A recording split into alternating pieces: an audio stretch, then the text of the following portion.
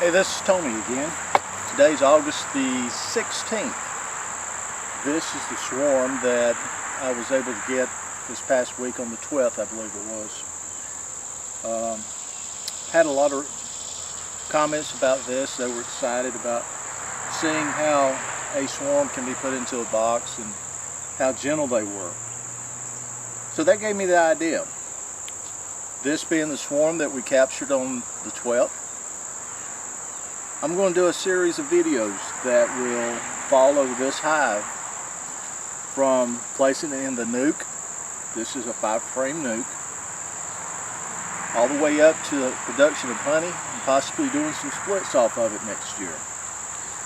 And at this time I'm going to open it up, see how they're doing, put a little sugar water in here for them so they'll have something to eat on.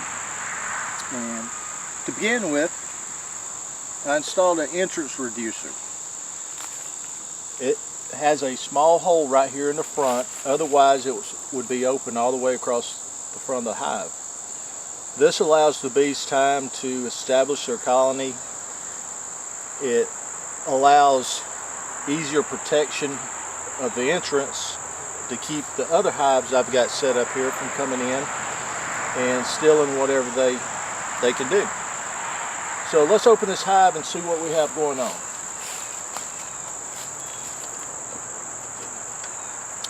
I noticed last video some people said that I didn't use any smoke. And there's a reason for that. When they're in the swarm phase, they're gentle. They don't have a home. They're not going to want to defend anything. They don't have nothing to defend. And this isn't the case now. They have a home in this box. But I'm not going to smoke or barbecue bees, as some beekeepers would call it. I'm just going to lightly let them know I'm out here. No big hurry, no big rush. And that's my top cover.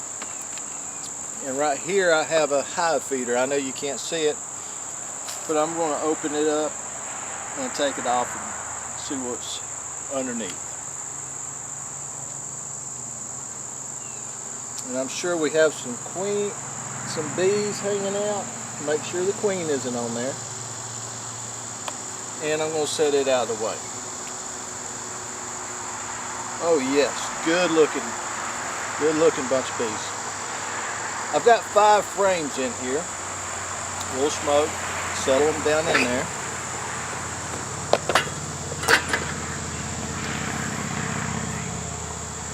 Let's pull one of these frames out and see what we have.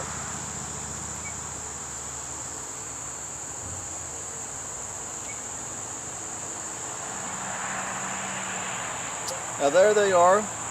As you can see, this is a frame without any foundation in it. And they are already drawing their old comb down to create a foundation. I'll set it aside to give myself a little room. This next frame, I had a foundation in the frame to kind of help them get started. And as you can tell, they're all over it, filling it full of nectar. Part of the nectar they're putting in there comes from the sugar water I've been feeding. They've drawn all this out, cleaned the frame up, and filling it with nectar.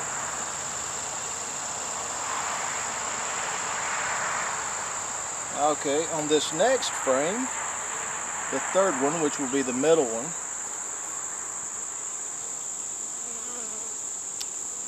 as you can see, they have really drawn this comb out.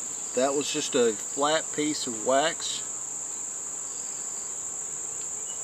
I'm looking for the queen now to see if she's in here somewhere. Which I know she's in here because these girls are way too gentle.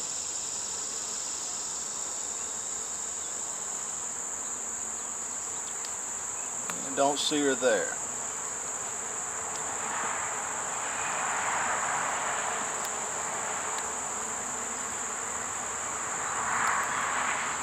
Now some of you will wonder why I have some short frames and tall frames.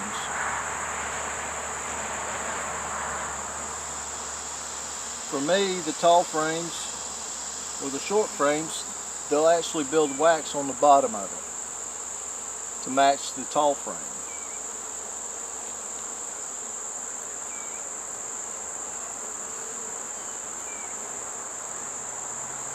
And I'd rather for my girls to build their own wax.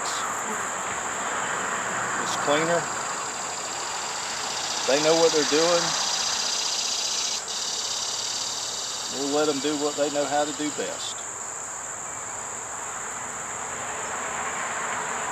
Now I haven't seen the queen. Let's see if she is over here.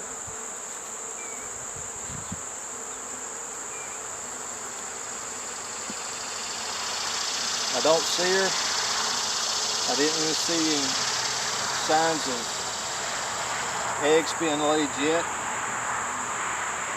So I'm going to close this back up.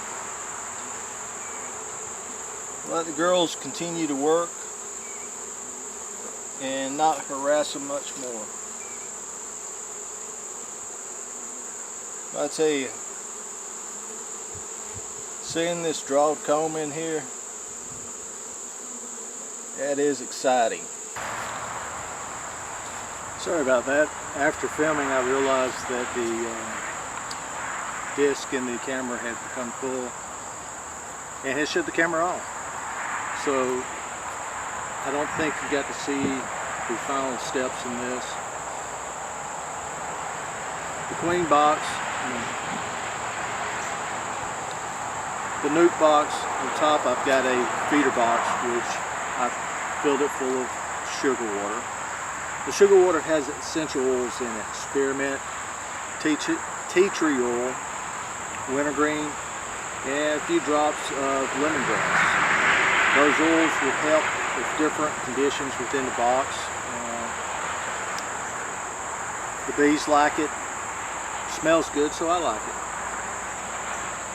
Cover it up with the lid. Put a few rocks, bricks on it to keep the weight down. Make sure it doesn't get blowed over in the wind.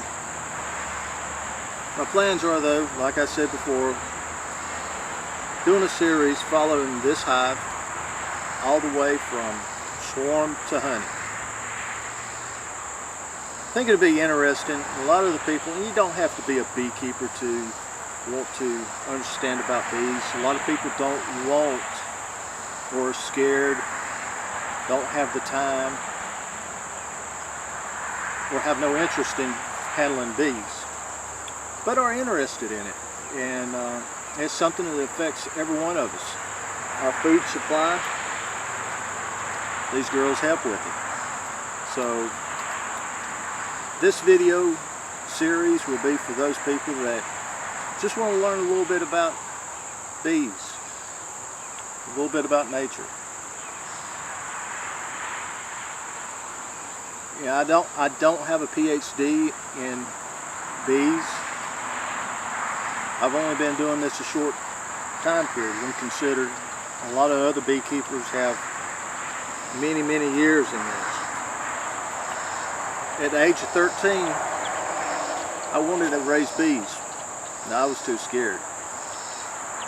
And also, I didn't have the internet then. So 30 years later, I get into the bees.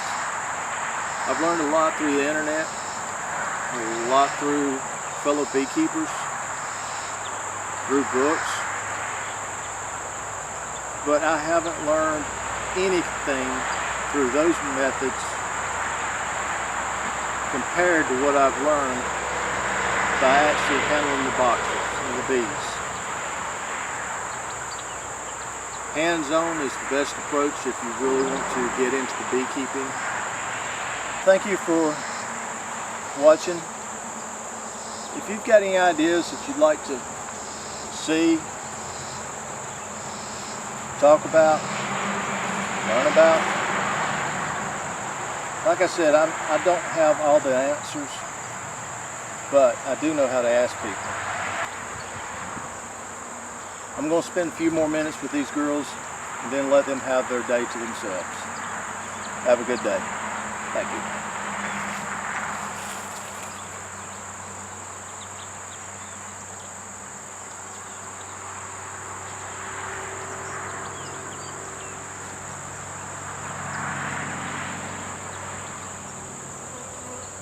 Mm-hmm.